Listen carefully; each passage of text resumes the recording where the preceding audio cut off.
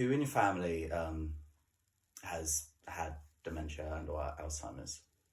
Okay, so to this point, neither of my grandparents on either side have had anything. It's actually talking about my father now, who was diagnosed with something called MCI, or mild cognitive impairment, 4 years ago, which is sometimes deemed as the precursor towards dementia and Alzheimer's.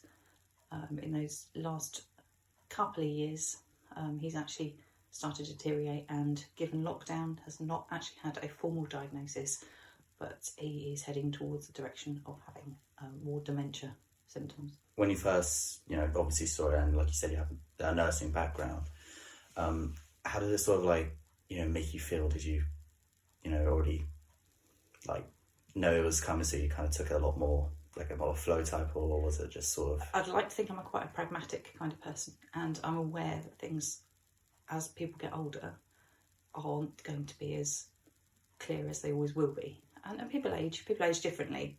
There are, 60-year-olds who are absolutely amazing and doing everything, and it's never a problem. And then there are 60-year-olds who will sit and in a rocking chair and knit, the typical Nana type. Yeah. I've seen all of it in some ways and in lots of different forms.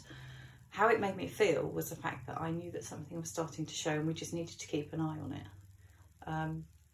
As I say, there was nothing in my family history that we were aware of. Our family are relatively long livers as well, because my grandparents lived to 92 and 102 on my father's side. So it was just something we needed to keep a note of as to whether or not it was a stress-related thing or something that was becoming a little bit more visible, that was going to become a problem, because he'd suffered with stress-related stuff in work situation. With advice, to maybe other people who may have other family members, or they may know someone who has it, what advice would you give them? Okay, so my advice would be, if you start to see that something's not quite right, is to keep a diary of activity. So if something's happening and you think, you can sort of let it go once or twice and think, they've not slept particularly well or something like that. But if it starts happening on a regular basis, and there's little things that you notice, keep a diary of events. It doesn't have to be anything major, but the more information you've got down, the more you've got to take to a doctor with them, or point out to them that things are starting to go wrong, although they're not always open to stuff being pointed out to them. My dad definitely was not one of those people, and it's taken a very long time. So, yeah, you said you have a nursing background. So have you sort of seen it before with other people then, I assume? Yeah, I used to work in. I've worked in nursing homes.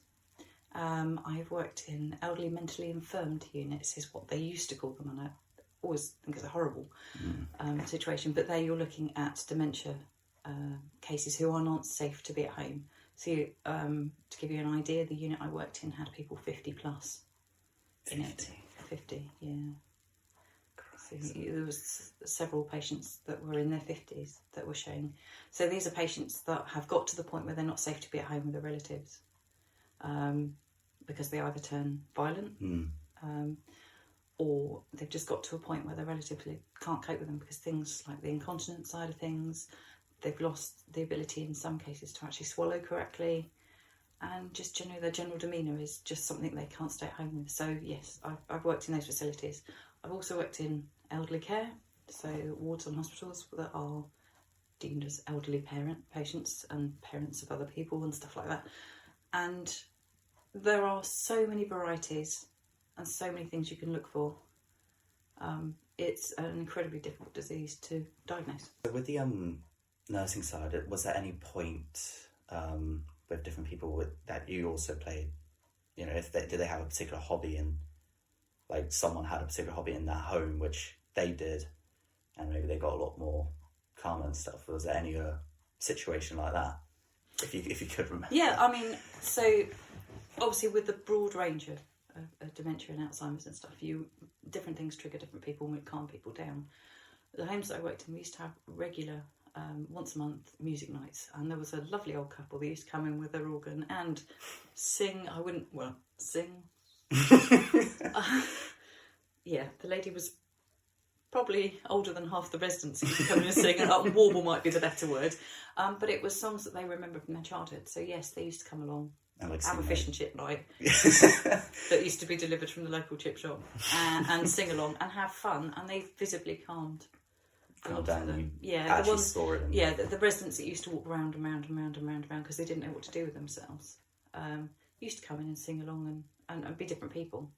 Tell them, they'd start telling you about what they used to do to certain songs that they were hearing, whether they went to a dance with their partners or husbands or children. Yeah, we used to see that as well.